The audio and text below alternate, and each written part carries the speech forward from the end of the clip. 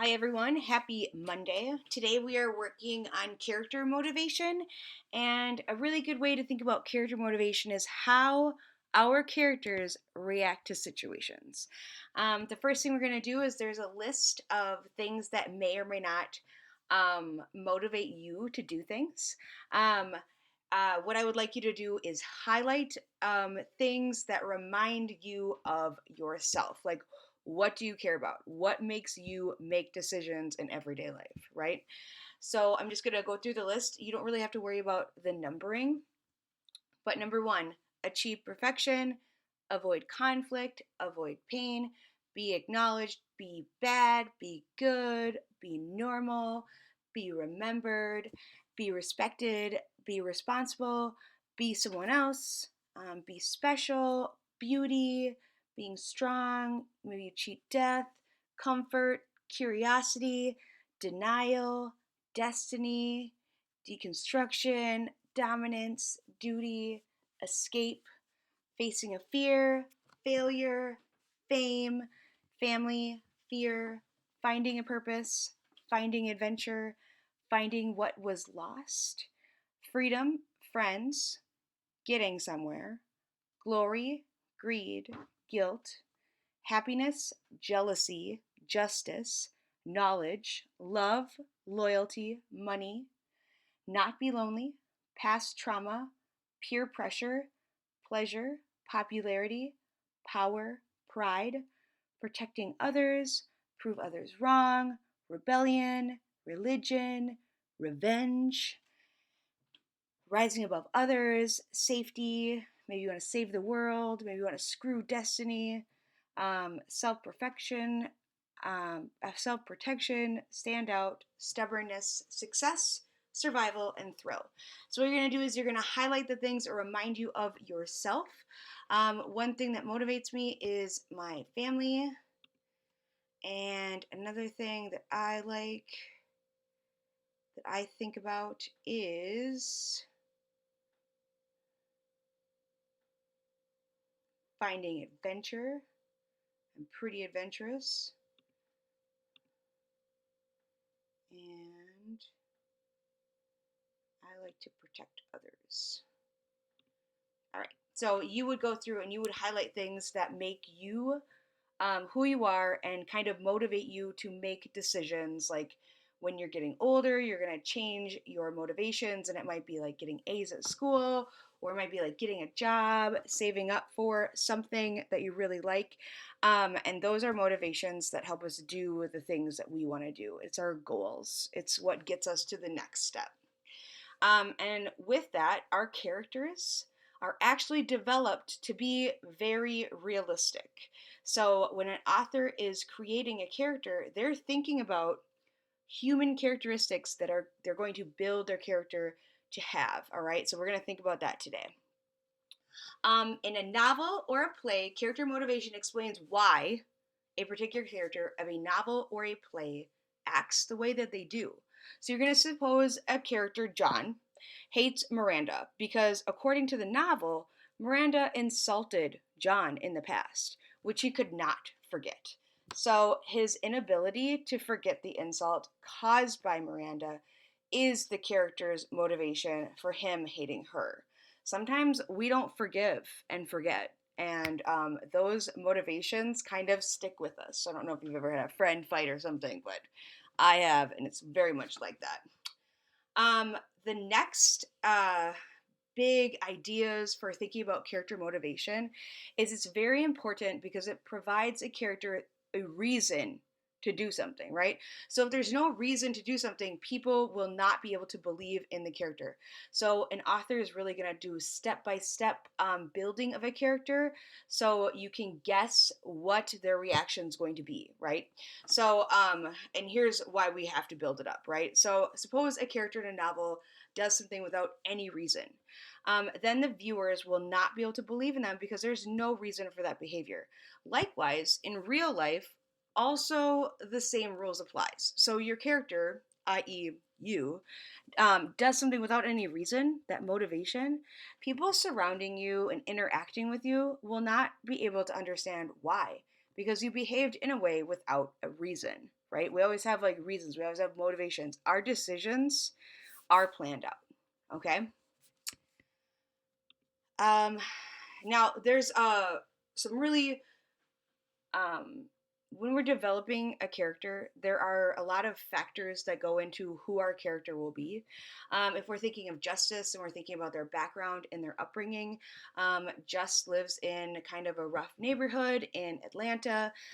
His mom works really hard. She's a single mom, and she's kind of like a tough parent, but a loving parent, right? So that's going to affect how he makes decisions. The next thing is when we call it speech, and that's how are these ideas and motivations being said? So it's literally like how Just is explaining things. Does he sound educated? Does he sound very young? Does he sound like he knows what he's talking about? Okay. Next is human nature, and that's our character's belief systems. Maybe they're religious, maybe they have wishes and goals and desires. And the other thing that humans do is we have patterns to our thinking and our style of thinking. So we kind of see Just's decision making when he kind of talks out situations with MLK, and his style of thinking about it is kind of like journaling, right? So his style of really breaking down what's happening is to journal. Next is an environment, and this is the location of where this story takes place. So, a big piece of our story is the fact that he is at a private school that is going to kind of go into the Ivy League system. So, he's at a school that's going to help him become more educated, all right? And it's prestigious, and there's a lot of kids that are not in the same situation as Just, and that is a key element to where this story goes. And then the key event, it's going to be there's several events that happen in a chapter, and those are conflicts. We call them character conflicts, and those really highlight our character motivations. So we're going to see how one situation leads to another, and that gets us thinking, right? And then after all of those things are compiled, we can we can state what their motivation is based off all of the information that the author has set up for us. So it's very important that we're always kind of like looking for details because we often forget them. All right. So I'm going to give you two short examples and kind of talk you through this process. So they're little tiny mini stories. The new student carefully observes the outfits that the popular girls are wearing. She goes to the mall every weekend to purchase clothes just like the ones that they wear. What is the student's motivation for buying these clothes? All right, so we're going to use the data, that very short amount of words and sentences, to understand why our character is buying these clothes. She's watching these people, what they're wearing, and then she's mimicking or buying stuff to match. Okay, so one, is it to gain prestige by proving she is wealthier than her classmates? Two, to be accepted by the popular girls? Or three, to become a model? Now, you'll notice that in this little two sentence story, it says nothing about being a model. So, what we would do is we would literally like cross this off, right? If we're doing a test, we just, oops, we won't need that one. So, I made it smaller so you can't see it. Now, to gain, to prove that she's wealthy is also not in here because it does not talk about money. All right. So the only option we know is she is trying really hard to go and be friends with these popular girls. And we can do that by looking like them, right? Because that kind of like looks like you would be in um, the same likes. Basically, it's like building off commonalities. And that's what we can see that she's trying to do. So she is carefully observing, right? And also buying them. So the girls can literally see that she is just like them, right? Our next situation is every week Mario visits his grandmother in the nursing home. He makes sure that she has no bed sores and lovingly examines her swollen feet. As he leaves, he remarks to the nurse on duty, Grandma needs more regular attention. What is Mario's motivation for checking on his grandmother? 1. To make sure his grandmother is taken care of. 2. To criticize the nurses. Or 3. To learn about common ailments among elderly. So we know that he is, in fact, examining, right? But I don't think he's examining to learn about his grandmother's age.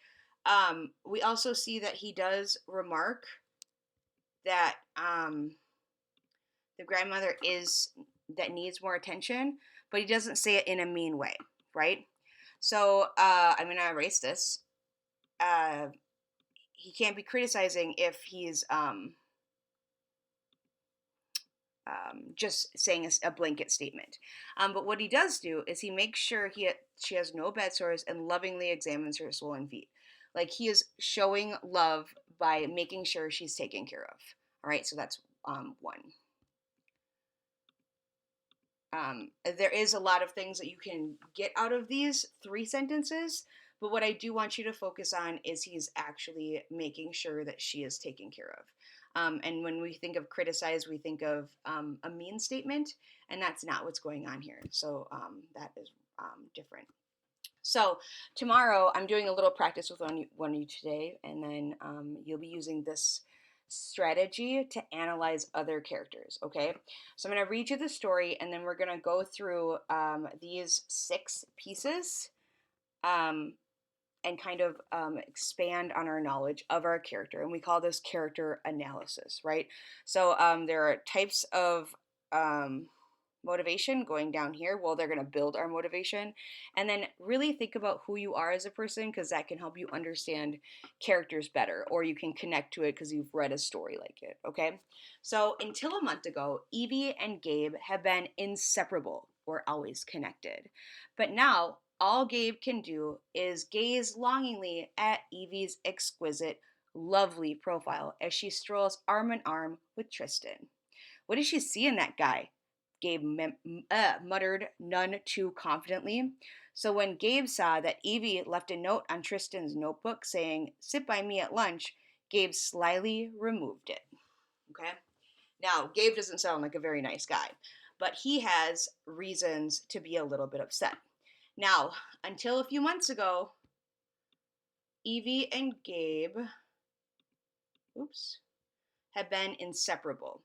All right? So this is like best friends status, right? So I'm going to put Evie and Gabe are besties, right? So they're always together. All right? Now, the way he is talking is he's talking in a way that's like rude. So his speech is rude towards Evie's new relationship. Ooh. Right? And that's when we're rude, that means that we're not backing our friends up. We're not being really loyal. We're just kind of being a jerk, right? Human nature is